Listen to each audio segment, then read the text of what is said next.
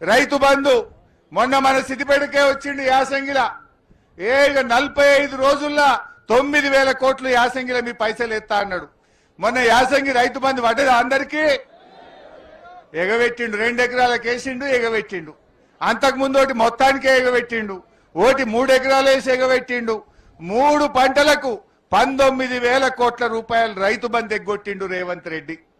ఎరువులకు కూడా కరువు వచ్చింది. కేసీఆర్ ఉండగా ఎప్పుడైనా ఎరువులకు ఇబ్బంది అయిందా? మన ఊళ్ళో పెదకోడులో ఆటో డ్రైవర్కి చెప్తే ఇంటికాడ వేసిపోయింది సంచులు. ఏలే పెదకోడులా ఏ ఊర్లో చెప్పినా మా ఆటో డ్రైవర్కి చెప్తే బాయికాడ 3 సంచులు వేసిపోయిండు. ఇవాళ కాంగ్రెస్ వచ్చినాక ఎరువులు దొరుకుతలేవు. ఎరువుల ధరలు కూడా అడ్డగోలు పెంచిండ్రు. డిఏపి బస్తాలు కూడా దొరుకుతలేవు. 400, 500 సంచికి పెంచిండ్రు. యూరియా పెరిగింది, కాంప్లెక్స్ పెరిగింది, డిఏపి పెరిగింది. అన్ని రకాల ఎరువుల ధరలు పెంచిండ్రు. దానికో యాప్ పెట్టిర్రు. యాప్ ఇప్పుడు దుకాణంలో ఉంటే దొరుకుతాయి, దుకాణంలో లేకపోతే యాప్ ఎందుకు, గీప్ ఎందుకు? ఇదంతా కూడా షాపులో లేనప్పుడు యాప్తో ఏం పని? యాప్తోనేం లాభం? ఈ యాప్లు పెట్టి రైతుల ఉసురు పోసుకుంటున్నారు. అంటే రుణమాఫీ మోసం, రైతు బంధు మోసం, ఎరువుల పేరు మీద దగ.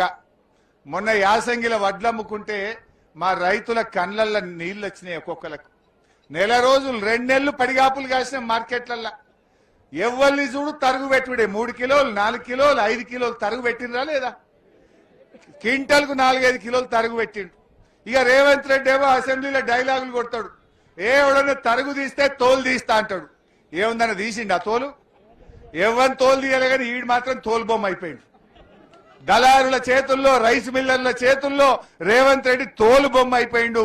ఇవాళ ఒక్కొక్క క్వింటల్కు 4 కిలోలు, 5 కిలోలు తరుగు తీస్తే రైతులకు బాగా నష్టం వచ్చింది. రైస్ మిల్లులు దించుకోలే. రోజుల తరబడి ఇవాళ వడ్లు అమ్ముకోవడానికి కూడా రైతులు ఎన్నో బాధలు పడ్డ పరిస్థితి కూడా మనం చూసాం. అదే విధంగా రైతు బీమా, కేసీఆర్ ఎంతో మంచిగా రైతు బీమా పెట్టిండు. అదృష్టం బాగాలేక ఎవరైనా చనిపోతే కొండంత ధీమా ఉండే రైతు బీమా. 10 రోజుల్లో 5 లక్షలు వస్తుండే. ఇవాళ రేవంత్ రెడ్డి వచ్చినాక ఆ రైతు బీమాను కూడా ఇవాళ ఆపేసినటువంటి పరిస్థితి. ఇక నిన్న ఇవాళ కరెంటు కూడా ఆగమైపోయింది. వస్తుందా కరెంటు? మున్పటి లెక్క కరెంటు వస్తున్నదా? కేసీఆర్ ఉంటే 24 గంటల కరెంటు. ఇవాళ 10 గంటల కరెంటు కూడా వస్తలేదు. పొద్దుగాల 3:30కి వచ్చేది 7:30, 8 గంటలకు కరెంటు వస్తా ఉన్నది. పొద్దుగాల కరెంటు కోత, ఎరువుల కోత, రైతు బంధులో కోత, రైతు బీమాలో కోత, ఇవాళ రుణమాఫీలో కోత, చివరికి నీళ్లలో కూడా కోతలే పెట్టిండు. అంటే రేవంత్ రెడ్డి వచ్చినాక అన్ని రకాల కూడా ఇవాళ రైతులను ఇబ్బంది పెడుతున్నటువంటి మాట మనం చూస్తా ఉన్నాం.